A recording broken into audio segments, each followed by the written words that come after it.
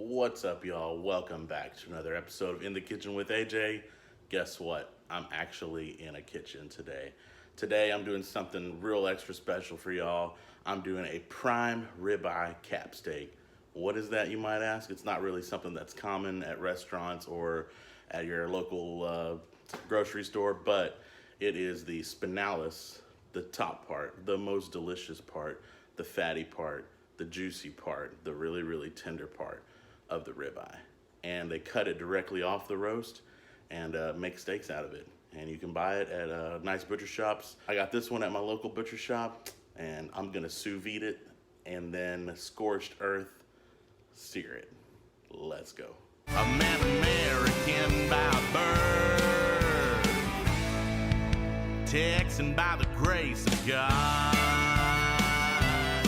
So how I'm gonna prepare this steak today is with a little bit of seasoning that I whipped up myself. I'm gonna be sous videing it. I got my sous vide right here. If you don't know what sous vide is, I'll give you a quick rundown. So basically, it's a French technique, sous vide, and you cook your meat, your protein, or vegetables, whatever you're cooking, in water. But first, you vacuum seal it, and then you set the temperature on your sous vide and say, today we're going for like a medium rare, so that's like 130, 135 degrees. So you set your temperature there, and then you set your timer. Today we're gonna go 2.5 hours, and basically you're like slow cooking whatever you're cooking. So you kind of get like that crock pot effect where it breaks down the meat and gets it nice and tender, but you don't ever overcook it. So once it hits that temperature, it never gets any hotter. So you're never gonna overcook your steak no matter how long you leave it in there. You can leave it for as long as you want. 2.5 hours seems to be the window that everyone kind of goes with. And yeah, it just gets really, really soft and tender. And then we're gonna sear it on some coals, B&B, of course, as always. And yeah, it's gonna be really, really delicious. It's gonna come out super tender. And if you've never cooked this way, you can get these sous vide machines on Amazon or wherever you can. This one happened to be a late night purchase on QVC for myself. And I wanted one for a long time, watched a lot of videos, and yeah, I finally got one. So this will be my first sous vide video with y'all. I've been practicing a little bit if you see me on social media. But yeah, I'm really excited to get this one going for y'all. You need to get one. First things first, you need a container for water.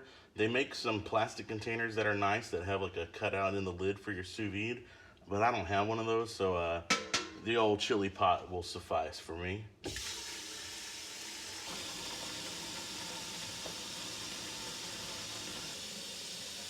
All right, that's just about where I need it. Go ahead and bring it over to my counter. So yeah, pot full of water.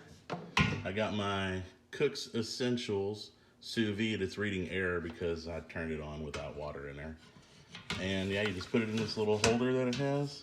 There's a maximum line right there, and I think we're good. Turn it on, plug it in, and then I'm gonna set my temperature to 130 degrees and my time to 2 hours and 30 minutes. And it's gonna start warming up the water. It's 112 degrees right now. And while that's warming up, I'm gonna go ahead and get this steak prepared. Check this out, y'all. This is a thing to behold. This is a prime ribeye cap. You can see all of that fat going through there, and you know that that's the best part of the ribeye, is that cap. So this is gonna be extra delicious, extra tender, and yeah, pretty much just the best thing ever. So yeah, what a lot of folks will do is take this cap and cut it down into smaller steaks and roll it up and tie it up and cook it to where it's kind of like a little round, like almost like a filet looking steak. But I'm not gonna do that. I'm gonna leave it whole. That way I can get as much crust and sear on as much of the surface area as possible, because that's how you really pull out all the good flavor. I'm just gonna leave it all together. I'm gonna hit it with just a little bit of seasoning and vacuum seal it, and try to get as much of the fire in the Maillard, mallard, duck, quacks, hunting season. That's the chemical reaction between the proteins and the enzymes and the coagulation in your steak, and that's what makes it delicious whenever you eat it. So that's what I want to get, all of that on there. So I'm not going to roll it up. It might fail. I don't know. I've never done this before. It's just a figment of your imagination. We actually live in a simulation. So, Joe Rogan. All right, here we go. Let's get it. Gonna go ahead and season her up. I got this. Look at that. Look at it. Just look at it. Would you look at it? This is something I've been working on. It's a combination of a whole lot of things. Normally I'd go salt and pepper on something like this, but hey, let's just keep it crazy. We're not gonna go too heavy on it because I'm gonna season it again before I sear it, and I don't want it to get too over seasoned. And when you're sous videing a steak like this, the seasoning will penetrate the meat. And last time I learned this the hard way, I put too much salt and it was extra salty. So I'm gonna just put a light sprinkle on this, and again, I'm gonna season it right before I go into the sear.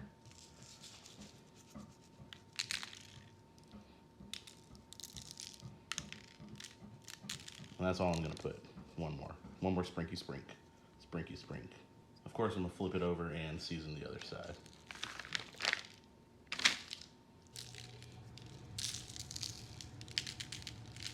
Boom. Boom. Look at it. We're gonna seal it up, vacuum style.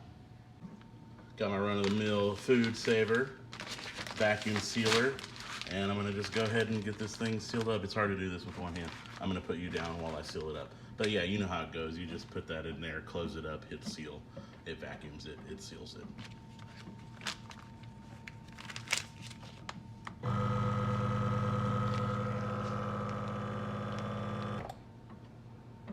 Now it's sealing. Looking good. Now I've got my sous vide warmed up. I'm gonna change the temperature back to 2.5 because it, oh, don't wanna do that. Okay, there we go. 2.5 hours. It started going. Now you just drop that in there and you wait.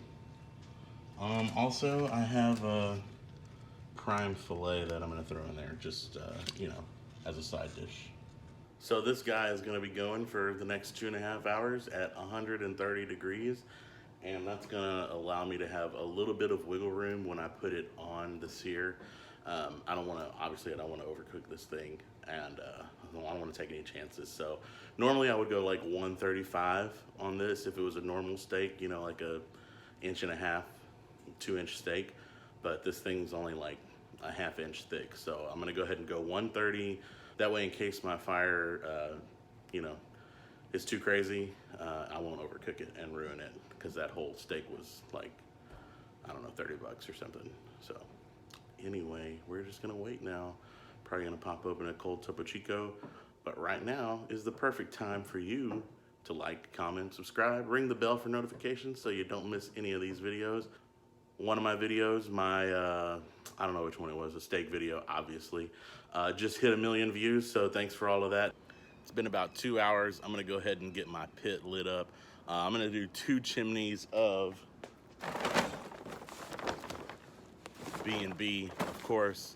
And yeah, we're gonna go ahead and get as raging hot of a fire as we can so we can just sear this steak off like 30 seconds on each side.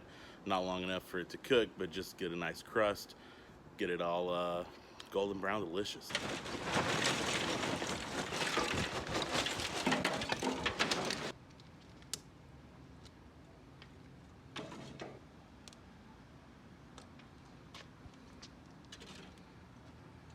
All right, so it's been right at 2.5 hours. I'm gonna go ahead and pull these out, pat them dry, season them up, and get them on the grill. And if you're wondering, yes, they're supposed to look disgusting. They don't look good until you hit them on the sear, so don't get scared. Go ahead and pat this guy dry. The key to a good sear is dry meat. You don't want it wet, because then you'll just get evaporation and yeah, steam, not good. So yeah, just pat it dry, and don't worry about pulling that seasoning off because it's already gotten deep into the meat, and we're gonna go ahead and season it again right before I throw it on. All right, I just dumped my coals in there. They are scorching hot. You didn't see me dump them in there because I burned my hand a little bit, but it's fine. I put my grates in.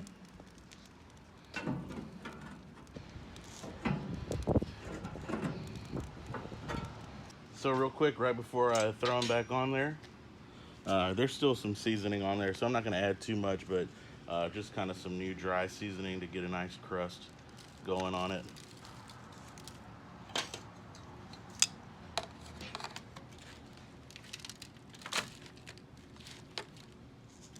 My little fillet. We're doing steak with a side of steak today.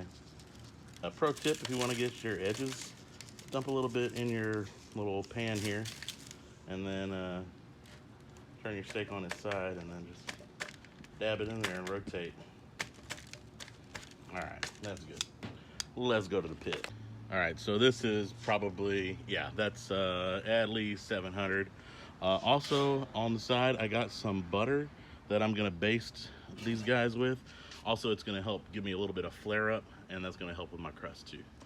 And also butter is delicious. So, all right, I'm not gonna go too terribly long on these because I don't wanna blow it, but here we go.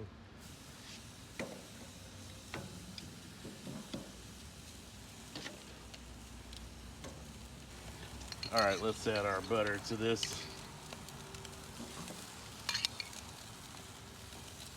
I burned myself. It's hot. All right, a little bit on that filet. There we go. Now we got some fire. I'm gonna just throw a little bit in the fire. And we're gonna go ahead and flip it before things get out of hand. Oh my goodness. Yeah, that's nuts. Like, y'all don't even know because you can't smell it. But it's, yeah.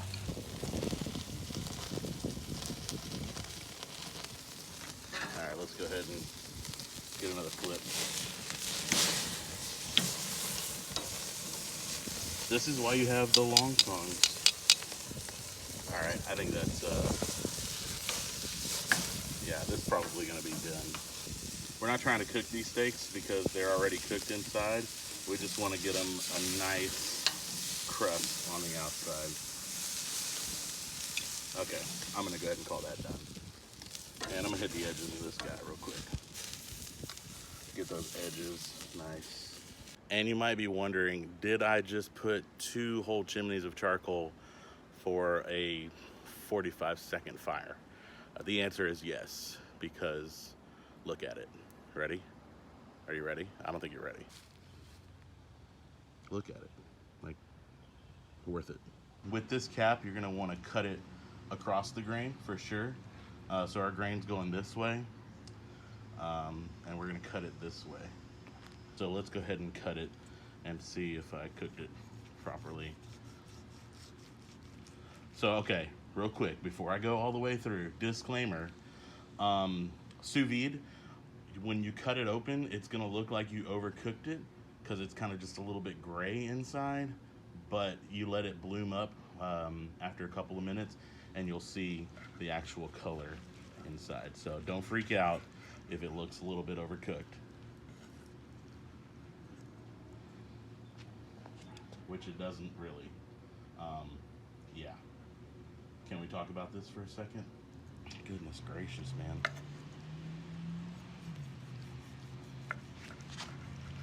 It honestly,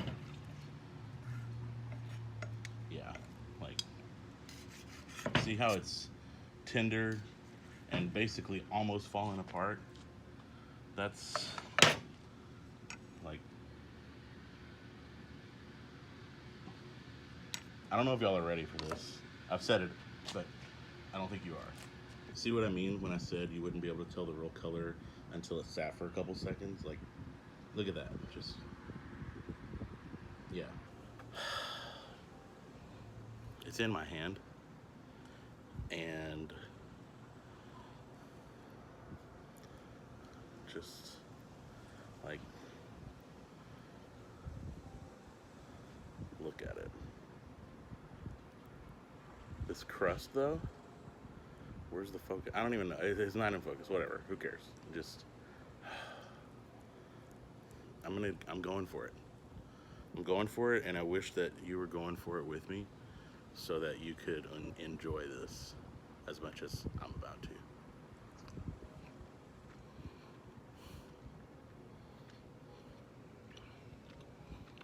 There are no words.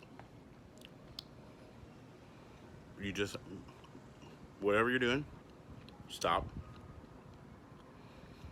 First, hit subscribe, drop a comment, maybe like the video. Okay, and then immediately go to your local butcher, ask them for a ribeye cap, preferably prime. If not, at least choice. I mean, honestly, whatever they have, just get it and do this, like, right now. I just realized the camera's crooked, but I don't even care because just...